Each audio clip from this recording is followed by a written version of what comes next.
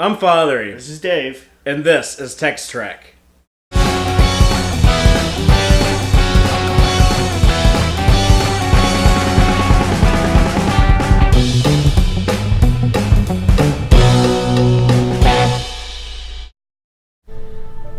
So welcome to the 33rd podcast of Tex-Trek, where we will be talking about the Star Trek Discovery episode, Vaulting Ambition.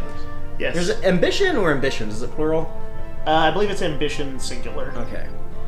Yeah, because in the play, Macbeth is speaking of his own vaulting ambition as all that's motivating him. So another Shakespeare-inspired Star Trek episode title. Yep.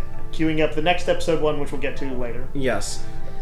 So just a quick recap of this episode. We begin where we left off last week, and that is with Emperor Giorgio, the ruler of the Terran Empire, showing up, and the Burnham and Lorca from the Prime Universe that have been undercover on the Shinjo must go over to face the Emperor. Yeah. This feels like the worst of all possible ideas. Like, they're driving, it's like, I mean, it's not unusual in science fiction. It's like the Millennium Falcon flying into the jaws of the Death Star. It's, but kind of worse because I feel like we know that Giorgio is, like, particularly perceptive, or, like, we've already seen that in the previous episode, and we'll see more of it this one. Yeah, and also in the novel Desperate Hours, we know that she's a very smart and capable person that you don't want to be faced off up against. Yeah. Pike particularly, as a character that, Trek fans know is kind of a badass, something of a stand-in for Kirk, and he gives her huge respect in the thing. Yeah. He's kind of like, I'm going to step aside for the senior officer here. Yeah, they have to go toe-to-toe with each other. Yeah. And the mirror version of her seems perhaps more of a threat because of her devious nature and the amount of authority that she commands as the Emperor. Right, she has a starship that seems to be powered by a fucking sun or something like that. Did they say what it was? No, but I'm Charon? Curious. Yeah, it's the ISS Charon, but I'm curious to know what the power source on there. Is it like a Romulan ship where it runs off of a singularity or something like that? Yeah. It's certainly one of the largest ships we've seen in Star Trek. It feels a little bit more Star Wars in that sense, or Borg or something like that. Yeah, just because it is. Because Star Trek ships comparatively are much smaller. Right. They're all sort of destroyer sized. Yeah, the huge Star Trek ships still tend to only be about like a kilometer long. Right. You don't usually see giant bases that are kind of also sort of ships too and stuff. Like some of the Imperial ships in the Star Wars movies are just like gigantic. Yeah. Like miles long. Yeah. Sometimes almost goofily so, where they're just making these things bigger and bigger to blow up bigger and bigger things. But we do have the Imperial Palace and the A story going on there, and then we also have the USS Discovery, where I guess the B story would be Paul Stamets stuck in the mycelium network. He's physically on the Discovery, but he's mentally in this mushroom realm. In a sort of time-honored trope, he's in a dreamscape that patterns itself to the familiar with him, so he gets to walk around within the Discovery, which is like on the sets that they actually have in Toronto that are easy to shoot on. Which is sort of his mindscape / the mycelium. What do they call it? The mycelium network. Mycelium network, yeah. Well, there's also a Star Trek trope is that you go to a weird place, but it looks just like your ship because that is the set that they shoot the show on. Right. Arguably, it actually makes sense. Although, walking around in metaphor, I'm going to go to the bridge, which is my head, and that's where I will come to terms with myself. That kind of stuff is alright, that's a little silly, but arguably I can see why your mind would, in fact, want familiar places in an extremely alien environment. And we get to see Mirror Universe Stamets, who's stuck here with him. Broadly, initially seems very much like him. Yeah, but we learn a little more something later. Yeah, he does seem to be more of, he's more about, servicing himself. Trying to worried about his own survival. Yeah. He is doing mycelium experiments. By the way, their first meeting, I have to mention, was very entertaining. Where he tries to con real Stamets into thinking he's in the afterlife, and Stamets is like, "Are you is this some kind of narcissistic Virgil thing?" Yeah. So he's why can't I suddenly say the name of that? Dante's the Inferno. Yeah. And they kind of have a laugh together, but Q did the same in fact, thing they get to Picard. Did he? Yeah, in Tapestry, where Picard thinks he's dying. And right. he sees the light and he sees Q. And Right. he's like, I'm God. Right. Well, with Q, it's the most palpable bullshit you've ever heard. And Picard even responds with like, the universe is not so poorly designed. Yeah, that's pretty good. Sick burn, Picard. But Stamets is trying to find his way out of the mycelium network and get back into reality. Tilly and Saru are like monitoring his physical body on Discovery. He's in the reaction cube in the engineering test bay, and they're seeing that there's weird stuff going on with his brain, and hopefully like he's stabilizing and is going to come to whatever is going on in there. And he comes face to face with a memory of Dr. Hugh Culber, his partner. Yeah, they never actually, I guess, fully explained what it was, although I never had any difficulty with the concept that it was like his memory of him informing him what had happened. Yeah. Which he kind of... Which is to say, his death. Yeah, which he probably was aware of subconsciously, because we do see him when he's out of his mind, cradling the body last week, so I think this was his subconsciousness telling his consciousness. I'm trying to think, as far as I know, what's his name didn't, I'm sorry, say the doctor's name again? Hugh Culber. Culber, he did not actually say anything about the specific nature of his death, did he? Or did he tell him who killed him? No. Okay, so yeah, like, it feels like it's based on what he subconsciously took in. Yeah, so we have to see. But it's right. It was a very sweet. There's some very nice scenes together. Yeah, and we see like Stamets like process that, and finally get out of the mycelium network and wake up. And as he does that, he also gets the mirror universe Stamets back into his physical body on the Palace ship. Yep. And Stamets learns that his mushroom forest has been destroyed. That there's something malicious in the mycelium network that's like this wave of decay that has ruined his mushrooms. So that's going to make it more difficult for them to get their spore drive working, and also to get back into the proper universe where they belong. Yeah. I was just thinking, later on, Georgiou questions Burnham about the mycelium network and the spore drive and all that. Well, we'll get to that. But I bring it up because Stamets of Mirror Universe was working on that. Did she not know about it? Well, he's working on her ship, so I think she did know about it, but I think he probably hadn't developed as much. He's gotten as far. It wasn't as pressing. Well, I don't think he had like accomplished as much as the real Stamets, because they didn't have the Mirror Universe Discovery. Sounds like doesn't have a spore drive. Right. Because they're working on it in his laboratory on the Palace. Right. But, speaking of the Palace, we do see Michael Burnham come face to face with Emperor Georgiou, and she's given this introduction, which was very Game of Thrones-ish, where she has like 1,000 titles, like Daenerys Targaryen, where it was the Emperor Philippa Augustus Napoleus Georgiou, the Dominus of Kronos, the Tiberius, the Regina of Andor, mother of the fatherland, and even I thought her throne even kind of looked like the Iron Throne, just like the general shape of it. But so she now has her Lorca prisoner that Burnham is presenting to her. And then they have like this really fucked up thing where she asks Burnham to pick a Kelpian. Yeah. And she doesn't know why, and she's the Emperor Georgiou. My assumption, servant, was incorrect. Yeah, so we find out that they actually have dinner on board the Palace ship, and Burnham finds out that she's eating the Kelpian that she selected earlier. Yeah, it's super fucked up. And we even have Michelle Yeoh holding one of the threat gangulas and chopsticks. Yeah, what would have been an adorable scene of her feeding her surrogate daughter some delightful sushi turned out to be a dead Kelpian's ganglia. But we get some backstory on... It's a fucked up show, people. It is. It does the darkest thing a lot. It'll make like whatever's like the darkest, most brutal choice. Yes. That's what they go with. It almost feels like Frank Miller is giving them notes in some of these episodes. Or, I mean, and I hate to keep coming back to it, but they acknowledge the influence early on, but Game of Thrones is in there. And they're like, well, what if instead of having the Agonizer booths show up once or twice, they showed up about every 15 minutes for the entire season? But in this dinner scene, we do get some backstory on the Mirror Universe version of Burnham. We learn that she was raised by the Emperor instead of being raised by Sarek. We learned that she was actually part of Lorca's rebellion against the Emperor. Yeah. That she had ran off with him. Yeah, that's an awkward when you realize that your big bluff was based on something that's kind of historically known to be bullshit. Oops.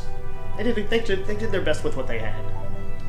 What do you mean? She did not know that she had been part of Lorca's rebellion, right? That her mirror self had been. Am I right? No, it sounded like the Emperor knew that. Yeah, you and Lorca were conspiring against me. Right. And that's why you were... Because everyone in the mirror universe thought the two of them were killed. Right. No, what I'm saying is, maybe I have a point of confusion here. Emperor Georgiou seemed to indicate that... so she said that Burnham had been a co-conspirator. Yes. But they, in the various records that they had dredged up from that, in that first episode, from where they got all their mirror universe knowledge... From the Klingon ship. Did she know that? Did Burnham know? No, Burnham thought from the report that the Klingon, Vulcan, and Dorian ship had. Yeah, she just thought that she had been hunting down Lorca. It said that Michael Burnham was off chasing Lorca, and they were both believed to be dead. Yeah, I'm just saying it's spectacularly unfortunate for her that she made up a passably decent story where I caught the real killer, and I'm bringing him in for you, and Georgiou's probably thinking the whole time I know you were with him. Right? Yeah, but that sounds like that wasn't common knowledge. That might have been something that she learned about after they disappeared. Right. She probably had spies that got that information to her or something. But yeah, so Burnham's in deep shit because now she's going to be executed. Right. And I was kind of surprised that she came forward with the whole truth at this point. That was actually the most startling moment in the whole episode for me. But I mean, she was literally moments from execution. Yeah. So it's realistic. I mean, that's what you would do. You have no other card to play at that point. So. Right. Unless you want all your friends and ships, allies, and stuff to die, the one bit of leverage she has is weirdly the truth. So she explains, I'm not the Michael Burnham you know. I'm from the other universe. And Georgiou knows about the other universe because she has the Defiant. Yep. Crossed over in the Tholian web. Yep. Which, I guess, weirdly, on this show itself, they haven't explained much about that. They just said it happened, and I guess viewers who might not have seen those episodes, or seen the Enterprise episodes that dealt with it as well, would just be taking it for granted that, yeah, sure, I'm sure some Prime Universe ship has crossed over at some point. Or they're either that, or they're confusing it with the Defiant on Deep Space Nine, knowing that Deep Space Nine had a lot of Mirror Universe episodes. Right, well, I had forgotten that there was a pre-existing Defiant until you reminded me. So. Yeah, the 1764. Yeah. Which kicked much ass in the Enterprise episode where they steal it, so... And I like that Georgiou referenced some of the continuity from that episode, where she says, your people are dangerous, that's why we keep this information restricted, we don't want you to inspire another rebellion. Yep. Referencing what the Mirror Universe T'Pol and Saval and Phlox were doing, if you go and watch those Enterprise episodes. Yeah, but doing it in such a way where they're not they're not being so specific that you feel like, I clearly missed something. It's they did it in a smart kind of generic way. Yeah, but I should back up a little bit. When we get that reveal from her that she says, I'm from the other universe. Here's this Starfleet badge. You can check the quantum variance on it. See, I'm telling you the truth. And then Michelle Yeoh immediately, she's in this room full of, I guess they have lords now. Oh shit, yeah. They have lords in the it's Mirror kind of universe. like their feudal lords. So more Game of Thrones influence. Yeah. But what they don't have in Game of Thrones is a fidget spinner that kills everyone in the room, like Wesley Snipes did at the beginning of Blade. Yes. when he threw the boomerang of death and spun around and killed everyone. Yeah, this thing just went through everybody's head. Except she spared one lord. Yeah. And asked him, "Can you keep a secret?" Yeah. Now clean all this shit up and you can be governor of Andor. Yeah. So I loved everything about that scene. And I love that they said Andor like they did in the old Trek shows and not Andoria like they do on Enterprise. Yeah, it's a small but nice thing. I kind of like it. I've just always kind of assumed that the words are interchangeable, that either one is correct. I think in actually the Star Trek Star Chart book, I think they're actually two different planets in the same system. Oh, interesting. Yeah, I think Andor sounds cooler than Andoria. Yeah, I agree. But so we get to see how badass Emperor Georgiou can be. And then that's when her and Burnham start making I have to say, if in the real world, if these people have prominently risen up to those ranks, you're gonna cause even as an all-powerful emperor, you're gonna make some waves if half of your major feudal lords die, or like a big chunk of Well, you're going to make a lot of people happy, because how the mirror universe works is whenever someone above you dies, you move up. Yeah, I guess so. Like, I guess, like, all these people, like, their sons or daughters are going to, like, take over, like, right. the lordship. Yeah, I suppose there's always that. You can always feed them some red meat. Yeah. But I think it's interesting the bargain that they strike, Burnham and Giorgio. Burnham says, I'll show you the spore drive if you will help me get the information on the Defiant and get home. I just want to leave. We'll leave your fascist universe alone. Just let me get back. She doesn't throw that out immediately. Giorgio, like, pumps her and says, like, you got to give me something that otherwise there's no way I have any cause to help you. Yeah. She alights on that. I can't believe she would ever actually do it. It's way too much power to give somebody so dangerous. I know, and so I'm thinking they're both planning on betraying the other one. Yeah. Because you know how treacherous mirror universe people are. She based her initial bid to win Giorgio over on an emotional thing, like, you're like a mother to me here. You were my, like, superior officer, and like surrogate mother. Like, surrogate they didn't mother use before, the term, but and she clearly indicates we're connected between universe. Was an interesting counterpoint to her saying that she didn't buy into the destiny bullshit Lorca was spinning in the previous episode or two. Which of course that'll come back too. Because she's lying. She's trying to do whatever she can to get away, to escape Giorgio, telling her whatever she needs to tell her. Yep. Because I don't think there's any way she's going to give her the spore drive. Right. So they're both planning on betraying and each one other. can only assume that Giorgio is smart enough to know that, and they're probably both trying to figure out when they're going to make their particular move to make sure they get what they want out of this deal. Yeah. It's like like a chess game where they're both trying to plan several moves ahead of each other. Right. And yet there is probably some real emotional connection under there, like, as awful as this Giorgio seems, I suspect Burnham doesn't want to just kill her. And I think Sonequa Martin Green plays this really well, and like a lot of her acting, like just like her emotion that she gives off. Because imagine seeing like someone who like you dearly love who has died. Like we've pretty much all experienced that. Yeah. And you come face to face with them again, and they're like this evil asshole. Right. Like that would be super traumatic. Right, but you're still seeing them sound exactly alike, talk similarly probably to how they did before. So yeah. So this is my dog on the YouTube channel. If you're watching, this is Philippa Giorgio is what I named this dog. Now I have to extend her name to include all of those titles. Look up here. Yeah, that's right. Let them see your awesome little hideous face. It's a little goblin. On YouTube, like and subscribe if you think that this dog is cute. Otherwise, he's going to have her put to sleep. Yeah, or leave a comment if you think the dog is ugly and stupid looking. And if you're listening to the audio-only podcast, check us out on YouTube. But this is some Dark Mirror Universe shit. That's Star Trek Discovery for you. Yeah. So, while all that is going on, they're also piecing together things about Lorca. Yes. And by the way, we have skipped over the Ash subplot too. Yeah, well, you want to talk about Ash first or Lorca? Let's end on Lorca. Yeah, Lorca's the episode. Lorca's the big one. Okay, so with Ash, what I guess would be like the C-story, we see Saru actually doing some cool first officer stuff, or some cool commanding officer stuff. He takes some initiative that he does not normally do.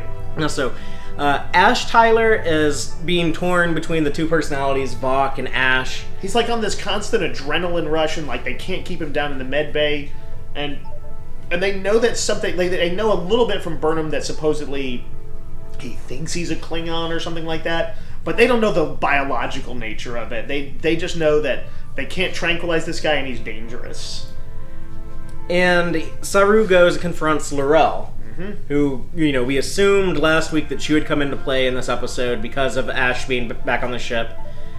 And Saru, asked her to explain what the hell is going on with them. So she confirms what I had been suspecting for a while, what I think most of us had figured out, that he was a real human captured at the Battle of the Binary Stars. They took that guy's memory, they took his DNA. I guess he's dead now. Yeah. And then they converted Vok to be human in appearance, and I guess gave him, altered his DNA to look like Ash Tyler's, and gave him all of Ash Tyler's memories. Right. And presumably at like some subservient level to Vok's when it was supposed to activate. Yeah. This is one of the problems I had with the episode. I did not see why she would put all her cards on the table on this one and reveal. She just told him everything.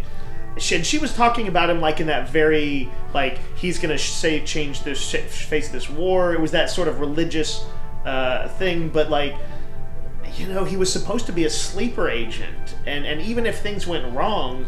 Well, I think his cover has been blown at this point. I mean, so. I guess so. He's in the hospital and they're trying to tranquilize him constantly. I guess I just don't know quite what she hoped to get from it. Well, she said she wasn't going to cooperate and help him with his condition. So Saru actually beams him into the cell with her, into the brig with her. Yeah. And when he that's a Kirk move. Yeah, that's like a crazy Kirk move. Or I could see Janeway doing that. Yeah. But yeah, when because he recognized that she had an emotional connection. Yes. To him. Yeah, like the way she was talking about him with such reverence. I guess he suspected there is a romantic. He's like, well, what if I just beam his agonized, tortured body in there, and like, what is she gonna do? It could have gone bad. She could have just killed him or something. But Saru, I guess, is like, man, we ain't got time to fuck around in the mirror universe. Let's just try some shit. Or does she kill him? Because that's another thing I wasn't real clear about, was when she says... Well, they take him to the med bay, or take her to the med bay and stuff. Right, but when she says, this can be reversed, but I have to do it. So they have her performing a procedure on his brain. Yeah. And my interpretation of that was that she, erased all of the Vok out of his brain, and that's why she gives the Klingon death howl. She basically, killed Vok out of Ash Tyler. So that he wouldn't be in this dishonored state. Right. But then I'm thinking, what was the end game with Vok? I know he was going to be, a sleeper agent on the ship. Yeah, and presumably Ash would have assassinated Lorca and taken over the spore drive, or, who knows what. Yeah, but, I am kind of disappointed if this is all we see of Vok, if he's just going to turn into normal Ash Tyler at this point. I'm disappointed that feels like that plot was somewhat underthought from their perspective, from the writer's perspective. I'm not disappointed in the sense that Vok and the Klingon subplots are still I consider one of the weaker spots on the show, and I like Ash more as a person than I care about Vok's subplot. Yeah. I disagree. I like the Vok. Well, in theory, I like the Vok plot, but I want it to go somewhere. Right. I want it to do something with a payoff. Right. I honestly think I wanted to see him, if not steal the spore drive or sabotage it for that. I wanted to see him do something big. I like, you like bad guys that are effective. Even if they're doing horrible things, it's still, really it heightens the drama when you're like, oh my god, look what that guy just did. He just destroyed... Dog. The dog's barking. Hush! Very dramatic. Philippa Giorgio, be silent. That's gonna work as well as it did for Burnham, I'm sure. But if he had destroyed, Major Federation starbase or something like that, or there's all sorts of things he could have done on the path to doing this, or there could have been some other interesting dramatic consequences. Now, one possible thing they could do that might be neat, if it's something that they do in season 2, what if she just says, she's like, I've erased the Vok personality, it's all gone, and she's like, because she knows she didn't. Well, he's speaking... If I were evil, I would do that. He's speaking English at the end, and she seemed it could be some Klingon treachery, but... 3 seasons from now, he's gonna be Vok's back, baby! Well, I was thinking one possible thing they could do is, what if he's normal Ash Tyler now, but in season 2, they need someone to go infiltrate the Klingons? Yeah. And since his body is actually originally Klingon, and it would be easy to convert it back to Klingon, and so they send Ash Tyler to infiltrate the Klingons as Vok.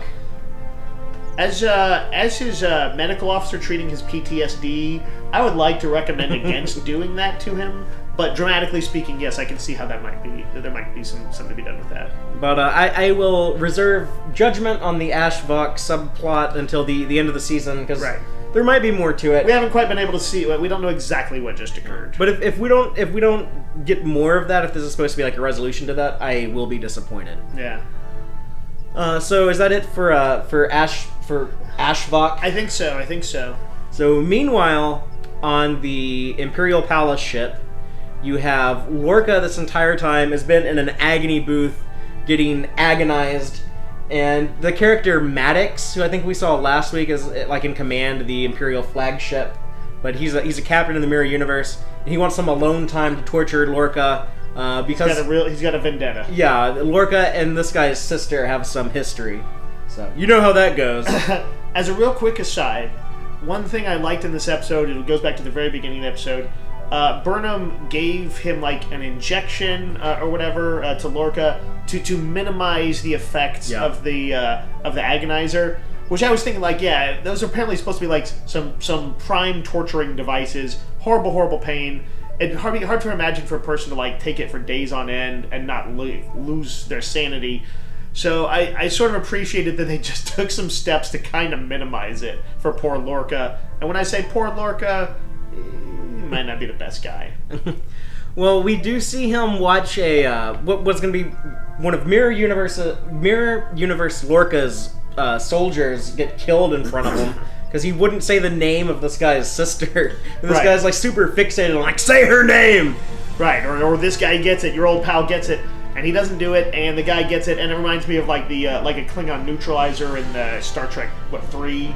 Like it looks like it rips you apart pretty bad. So in the Harry Mudd with the time machine thing episode, Magic to Make the Sanest Man Go Mad, when they have like that thing that you swallow and it's supposed to be like the most painful death. Yeah. And we see Burnham like actually take it to force Mudd to reset the time loop again. This is the effect that should have looked like, because this looked extremely painful. Like, I believe this could be, like, the most painful way to die. You see, like, the guy, like, start to burn and from, like, the inside out and then explode. Yep. Yeah, it looked pretty bad. But Lorca is saying, he's not going to say the sister's name. And my theory had been that Lorca had always been a Mirror Universe infiltrator. I talked about that last week, I believe. Yep, I think that one. I think that one was out there in fan circles too. Yeah, I'm not the only one who's thought that, and I think there's been a lot of clues for that. But so at this point in the episode, I'm thinking, well, maybe he's not from the Mirror Universe. He doesn't seem to know what this guy's talking about. Like, he doesn't seem like to know what this guy... The longer he held out, the more I was sure he was. Yeah? I was like, he is going to name drop that shit in a minute. Because then you have him, he, like, starts to collapse, like he's about to die, and Maddox panics. He's like, I can't have you die on me. You know, my ass is going to be in trouble if you die on me. So he has the, defibrillators, yeah, they're future defibrillators to keep him alive. Yeah, and then Lorca, he was faking. He grabs the pads from him and then, like, fries his brain. Yep, he reverses the whole. And says, yeah, her name was Anna, and I liked her till someone better came along. Probably referring to Michael Burnham, who Philippa Georgiou fills us in that she was the mother to Burnham, and Lorca was kind of a father figure, and that evolved into some type of romantic relationship. Right. The two of them were conspiring against her in the Mirror Universe, and we learned the light sensitivity thing. And that's how Burnham figures out that Lorca had always been from the Mirror Universe. Right. It is not some injury he received. It is a standard feature of Mirror Universe people. Yeah, which doesn't exactly work in a few older episodes of Star Trek. We've seen people in the Mirror Universe in very brightly lit rooms. Yeah. Most notably would be Mirror Mirror, but also In a Mirror Darkly on Enterprise. Imagine little lost scenes in all these scenes where they're like, "Can we dim the lights a little bit?" And then they're like, well, why? And you're just like, I've just got a headache or something like that. But we do see... just assume it happened. It actually makes sense for Deep Space Nine, because whenever they go to the Mirror Universe, it's Terok Nor, because it's still controlled by Cardassians. Because the Terrans have all been defeated by this point. Right. But whenever they go there, it is more darkly lit, so it kind of does make sense there. But right. I mean, broadly, it fits kind of... For sure, it's like, I mean, arguably a heavy-handed thematic thing. It's literally darker there. They can't see the light. You know, it's... but I don't mind that. When you think about it, like I was watching the episode thinking, it's not... This is kind of like trying to figure out Superman and Bizarro. I was about to say that. Isn't everything exactly perfectly opposite Superman? It seems like in a lot of ways the Mirror Universe as we know it in Star Trek is the opposite of the Federation. Like that's all the kind of key stuff. Not everything else gets reversed. Federation stuff tends to be where good becomes evil. Well, this is what it reminded me of Superman.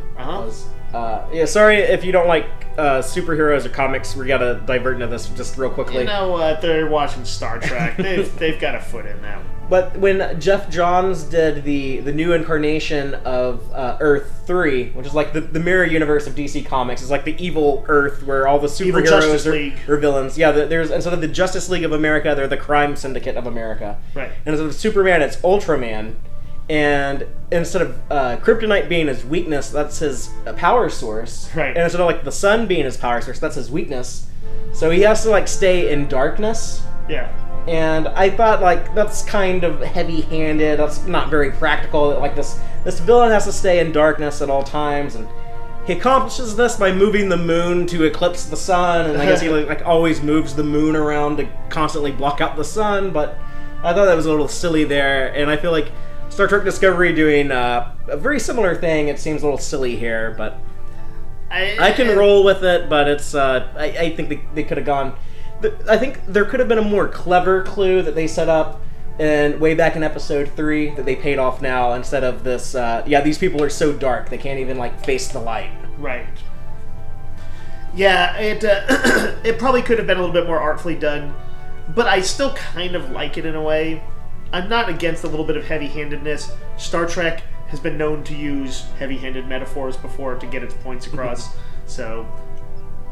By the way, just as a real quick aside, I felt like there was a strong lack of Tilly in this episode, and it made me sad. Yeah, this episode did not have much focus on Tilly. We just see her kind of, playing doctor with Stamets. Yeah?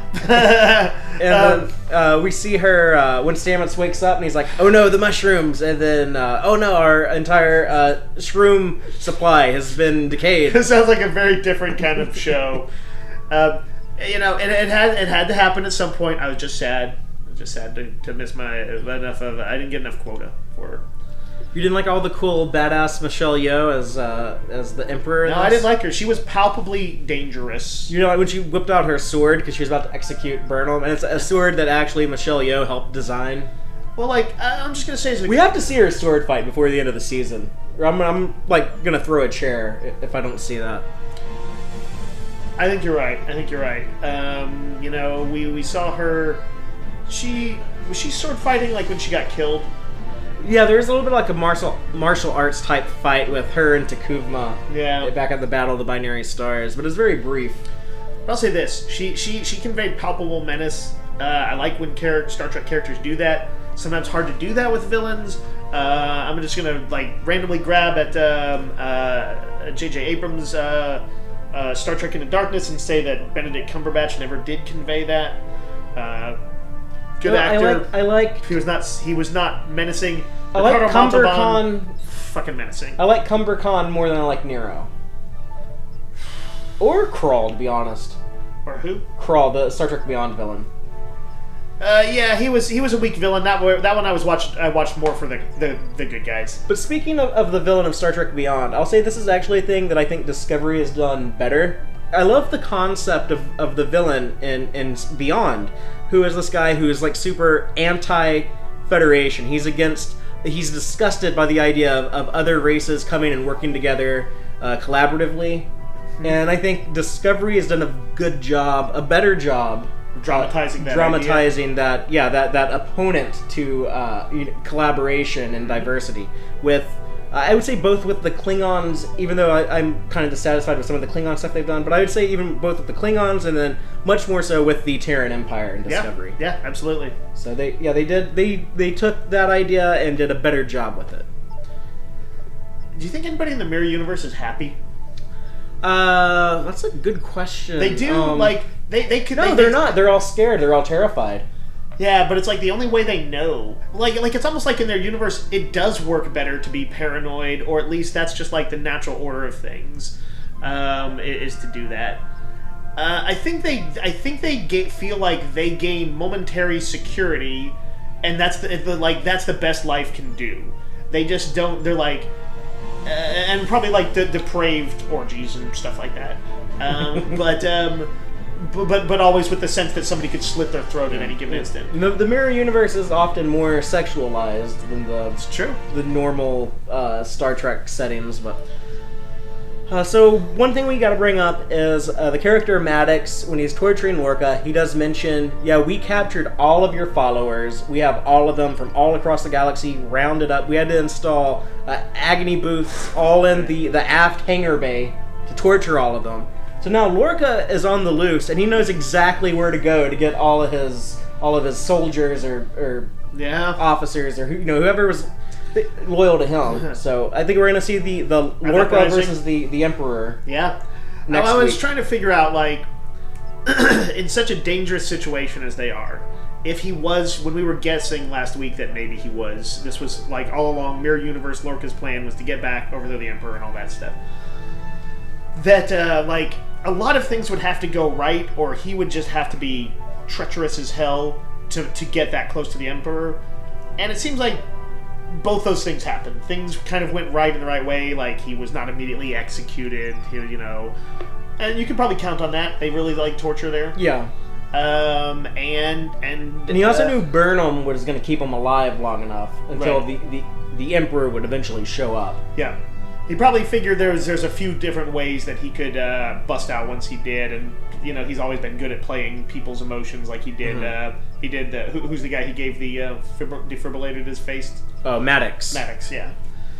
And where do things end with Lorca? What was the last thing we saw of him? The last thing we see is when he stomps in Maddox's face and kills him. Yep. He gives him a curb stomp. This episode had seemed kind of more of a less interesting episode to me compared to the previous 2 weeks. This felt like a slower episode that had some big stuff, not like the real big gut punchy stuff. It felt more of like just the string connecting the dots from the last couple episodes to the upcoming episodes until we got to the end and then like the Lorca reveal. I really loved that payoff, even though I thought that might be where they were going. It explains so much of what has happened in the show previously, and I was so disappointed when it cut to black and then the end credits roll, because I totally didn't realize 45 minutes had passed and I wasn't ready for the episode to be over. Did you watch the teaser?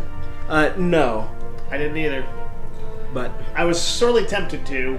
I know my stupid Facebook feed is going to have little glimpses of it over the next week. Yeah. I did watch After Trek, and I did see their snippet little clip, which doesn't really spoil much. It's something that's kind of obvious. I'm going to go ahead and tell you, because normally how they do these, is it Burnham and Ash consummating their relationship once again? But normally when they do these, it's something from super early in the episode. Yeah, it doesn't really give anything away. But we did see Landry. Who was the security chief on the Discovery before she got killed by Ripper. We see Mirror Universe Landry. Oh wow. And she's one of Lorca's followers in that universe.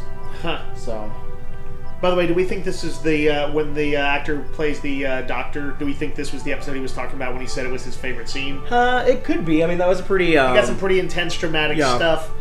But they are not. I'm not seeing any obvious resurrection at this point. It could happen. There's definitely ways. Alternate, Mirror Universe version of him. There's other things that could happen. But I do not see an obvious resurrection. Do you? Well, this is something. This is something that I'd never heard of before because I don't watch that many new TV shows. I literally watched like 5 shows. But there's this term nowadays called bury your gay characters, which a lot of people are frustrated that gay characters always die on TV shows. Right. Which I didn't even know that was like a common thing. And right. I think there might have been some backlash on Discovery about that. I think I picked up on that. The writers on any given show. This has been for like, at least in current society for decades, has been an issue with almost any minority character. Is you want them to be fully fleshed out, but they also they carry the burden of the weight of like whatever their minority is, and so they need to sometimes be better, and that sometimes runs the risk of them not being as interesting, and you can't hurt them because then because they stand in for everybody of their minority, then you're spitting in the face of that particular minority.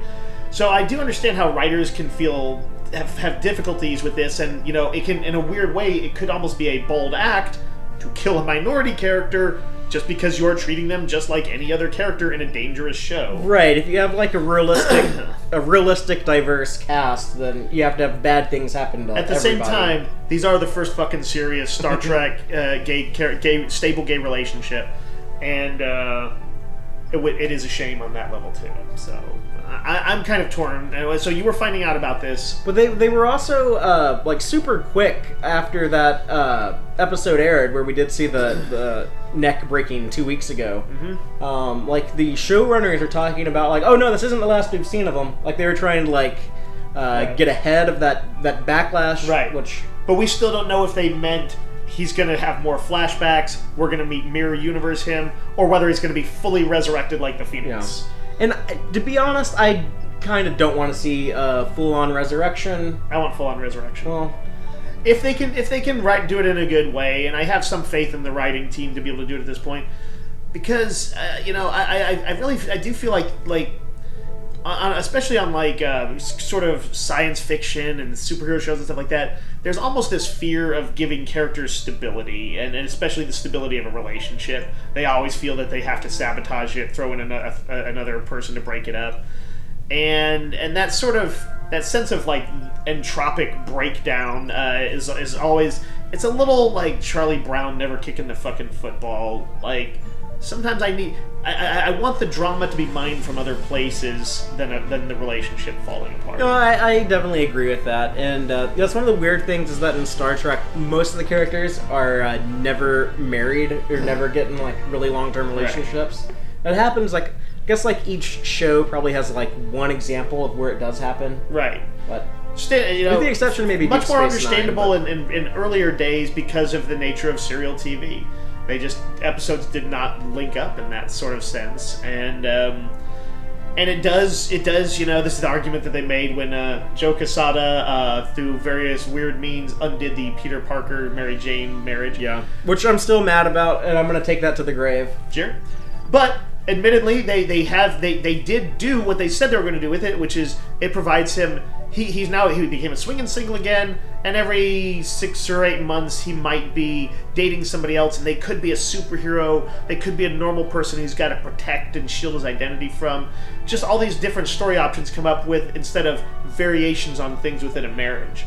Now, actually, I wouldn't know because I stopped reading Spider-Man. Well, the Dan Slott did some good stuff in there, but I'm going to say this: like, I do feel like the writers are like scared of marriage, and could have mined some more interesting questions.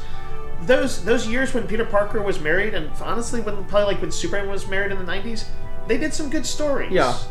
Well, this is like bring it back into Star Trek. All right, let's do it. It's something that I think like writers in both fields would kind of feel like, well, that ties your hands. You're not able to do as many stories because you can't have them. Tell that to Bortus on the Orville, where they are successfully portraying a relationship with a child. Well, I stopped watching that too. But yeah, I know you don't like it, but I'm just saying, like, I don't think you could argue that particular point is one of their weaknesses. No, I'm saying like it's something that writers are hesitant to do. Right. Although, right. Well, you know what? I think Deep Space Nine had a couple of relationships on there, but I think you're always going to be hesitant to find yourself. You're always going to want dynamic rather than static as like a philosophy, and that goes for anything. Change is the basic fuel of drama. So, but I also feel like the times they are changing. This is not a Star Trek show that they could have made before. They do have better options for it. Why not have he and Stamets living in a long-term relationship where they'll have ups and downs? They can even break up for a while. They're not married. But I don't want to, killing him off seems a waste of the show's sort of first serious relationship. Right? Does anybody else, like Burnham's got her on again, off again with Ash? Do we know of any other? It was like on and then off, so it's not on again, off again. That's true. I don't know. Maybe I'm thinking of the Mud episode and weird timeline stuff. And then and Tilly is just hooking up with whoever. But those are relationships as we see them. So, in the interest of, I think I'm going to say in the interest of Trek hopefulness and kind of that I want. I want some stable, one or two stable relationships in there, maybe. I am okay with a stable relationship, but I don't want it enough that You don't want to sacrifice drama for it. I don't want to tolerate a hokey resurrection. Yeah, nobody wants a hokey resurrection. I would rather them stay dead. If they're gonna do it, I want them to do it well. Yeah. And they're actually, because of, the reason we bring up superheroes and stuff I think so often is because it does relate to super science. They both, when they need to have something happen, you can come up with crazy Star Trek science just like you can come up with crazy superhero science in a superhero comic to get what you want. And some writers have done it well, and some writers have done it terribly. I do think it's within their capacity, though, to bring him back without it being ridiculous. So here's another thing: is that I'm planning a possible trip to Star Trek Las Vegas in August. Yes. And then I was looking at the Star Trek actors that they've already confirmed are going to be there. They have 60, I think, that are confirmed, and good lord, the number will probably double before August. I think they had 130 last year. Holy crap! But how many of those are red shirts? Well, the only Discovery people that are already confirmed there are Jason Isaacs. Okay. Lorca. Wilson. I was going to say, you say only, but that's already a huge get. Wilson Cruz, who plays Dr. Culber. Yep. And Mary Chieffo, who plays L'Rell. And also, all big characters. On the Star Trek cruise next year, next January, they have Mary Chieffo and Wilson Cruz signed up for that. So I have a guess that maybe these are the only ones already signed up because they know that they're not going to be in season 2. And so I'm wondering if, because I think it's very possible at this point that Lorca will die and not be on the ship anymore in season 2. Yes. He does seem to be less of a flawed protagonist and more of now a full antagonist. Or he could be a noble person in the Mirror Universe, and that's why he went against the Emperor. I don't think that, but it's a possibility. He seems to have that same Mirror Universe glee and and lack of empathy. I was going to say glee for violence, or at least he seemed to kind of relish what he did, busting out. But just based on these scheduled appearances, I think you think they're gone. Yeah, it might be safe to bet on L'Rell, Dr. Culber, and Lorca all being dead and staying dead by the end of the season. It's interesting. Vegas odds. Yeah. Who wants to put money on it? Leave a comment or email us and let us know. There's nothing more in the spirit of Star Trek than gambling. Tom Paris gambled on Voyager. They would bet with their replicator rations and holodeck hours. And that's true. And I'm sure Quark was big into that. Oh, yeah. He ran a casino. So it's raining outside. Yeah, it sounds like it's raining outside. Well, what else about this episode? You did mention you had some disappointments. Did we cover all of them, or were there some more? I'm going to look at my notes here. I think part of it was I felt like a lot was happening, but I didn't always feel strongly emotionally connected to it. And it's not that I was interested in watching. I liked Stamets' final scenes with the Doctor, what seemed like the final scenes, and I liked his scenes with himself, but I did not. There was something I felt like maybe so much was happening, so much raw plot happened in this that maybe, I don't know if it didn't unfold organically enough, or I just didn't feel connected with it because so much happened so quickly. But something kept me a little bit at an arm's length, and I can't quite pin it down. Well, I think it was very exposition heavy. Right. Well, I mean, a few times there were things that I was just I don't know if I 100% sure by no threats or threat avoidance Saru risking putting a crew member of theirs in with a Klingon captive. I didn't know if I completely bought L'Rell spitting out the plan, that she wouldn't try and manipulate it in some way to her advantage, even though his cover had been blown.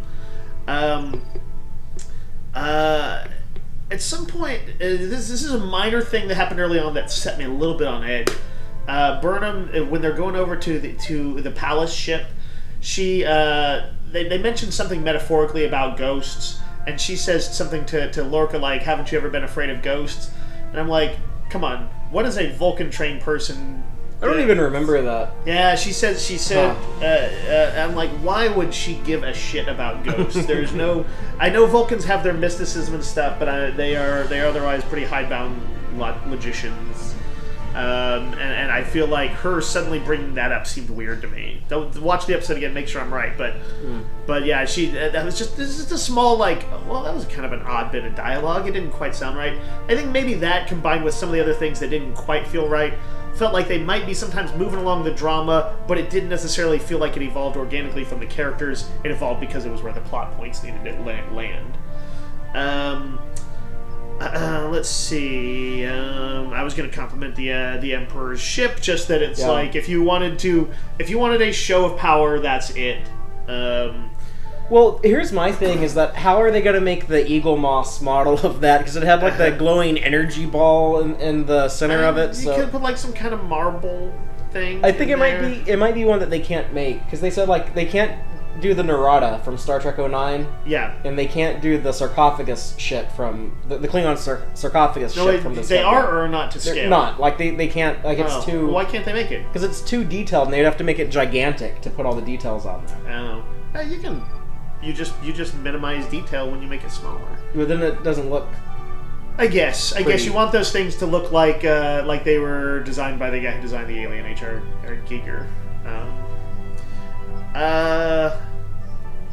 It looks like we actually covered most of what I wanted to say here.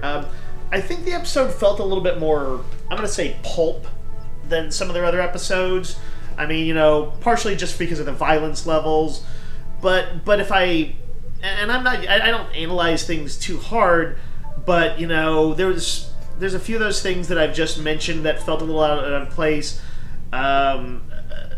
What's her name? Georgiou killing off her entire command staff. Even though you rightly point out that this is a world of a universe of ascension and backstabbing. Probably not the first time she's done that. Yeah, but I'm just like, that's a lot of. It seems like it would create a lot of chaos for you. You wouldn't have the stability that you want as a leader, and I assume some stability is desirable in a world of backstabbers. So those were sort of my complaints. I don't know. Where did you overall end up on this episode? I liked it a lot, but I did feel that it was a super setup for what's coming, and it kind of feels like, I don't want to say necessary evil, because I don't think it was a particularly bad episode, but I think it was a necessary slower episode just to connect the big things that had happened the previous couple of weeks, and I guess now, we're moving towards the end of the season, at the end of Chapter 2. I mean, There's only 3 episodes left. I will say, we talked about this a bit off camera, that I do appreciate that they are not hanging on these mysteries like, oh, I wonder if they're ever going to find out that Ash is... No, okay, everybody knows. I wonder if... They're ever going to get the Defiant computer information. Right. It's like, yeah, like they got that. Yeah. I wonder if we're ever going to find out, like at the end of the season, if Lorca has any secret. Oh, we found out 3 episodes in. They're not doing what Lost got accused of doing, where you drag things out too long. That's probably the most infamous example. But a lot of TV shows, I feel like, do X-Files and all that stuff too. And also like to keep going back to superheroes. They say the CW type superhero shows. What I've watched. They sometimes do that cheesy soap opera thing where, like, his powers have started to malfunction. It's going to be 5 episodes before he tells his friends, who any smart person would tell immediately, but because they just wanted to eke some drama out of it and have him be in some dangerous situations, he doesn't tell them. Well, they also have to make 22 episodes a season. Right. That's their own dumb fault. Is why I stopped watching those shows, just because I don't have the time. I would rather them make a better quality show with better storytelling, and it's only 15 episodes. Totally. And that's why I watch Star Trek Discovery instead of the CW superhero shows. Right, yeah. I think that's a legit call. I heard the new Black Lightning show is pretty good. Yeah, well, maybe I'll get that DC streaming service and catch up on those. Yeah. But I think, we've pretty much covered everything we had to say on this episode. Yep. So, talk about next episode? what little we know. Yeah. It's another Shakespeare quote. I don't know if we're good at making predictions because neither one of us pay attention to the trailers, so we try to avoid information. So yeah. We're probably the worst people to listen to for predictions. But I will say what I'm... Well, you're at least... You turn the episodes more over in your head to kind of try and posit possibilities than I do. So you've got more clues and structure of possibilities built up in your head. Well, I'll say what I feel will happen and what I'm looking forward to seeing. Uh-huh. And that's going to be, now that we know the truth about Mirror Universe Lorca, and just seeing him, finally initiating his plan that he's been working on the entire show up to this point. Yeah. And seeing when he's... That is a long-ass term plan, and... This is the long if nothing con. else, I have to... I want to give him a thumbs up for getting through to the end game. Yeah, he literally crossed universes to get back at the Emperor. Yeah. It was a pretty satisfying, they did what I'm going to call the usual suspect scene where there was a series of, Don't spoil that movie for people. All right. Well, what? Okay. But there's some reveals in this movie, and the way this is honestly how they intercut a lot of reveals in movies now, where you you get flashbacks and lost bits of dialogue. I think they've been doing this since the 40s or 50s. I think they've done this in movies, and then they start to come together, and you realize things that you heard that didn't mean something before mean something now, and you reanalyze this stuff in a dramatic, satisfying thing. I did enjoy that moment with Lorca. And we will see what that leads to next week in the episode What's Past is Prologue, another Shakespeare reference. Right. This one from The Tempest, but maybe best known for kind of its more modern usage in The Tempest. It's a couple of scallywags who crashed on Prospero's Island, who are now contemplating murder, and they're talking about the events that led them to it. Almost sort of, if I'm not mistaken, that the crash that happened to them they're almost justifying it, we may not have been murderers before, but that crash has put us in this position, and that's what we're doing. Yeah, our moment in the present is the culmination of all things past. Right. And there is an inevitability of what is happening now, and I think that's going to be what Lorca is going to be about in his attack against the Emperor next week. Yeah. I would, what I would like to see at this point, what I want to see is I want to see the gang back together. I wonder if we can see Burnham, Tilly, Saru, Stamets. I would look forward to seeing those guys not being divided. They've been divided since they got to the Mirror Universe, essentially all running their own show or trying to keep their head above water. I'd like to see that. I don't. What is the position that Burnham is in presently? She just told Saru what they're cutting about the deal they're cutting. With Michelle Yeoh? No, she didn't tell him. Who was she talking to? She was talking to the Emperor, and then the Emperor. Michelle Yeoh was standing behind her while she was talking to somebody else. She was talking to Burnham about Lorca is actually from my universe. No. She's figuring it out, and then it cuts to Lorca escaping from Maddox.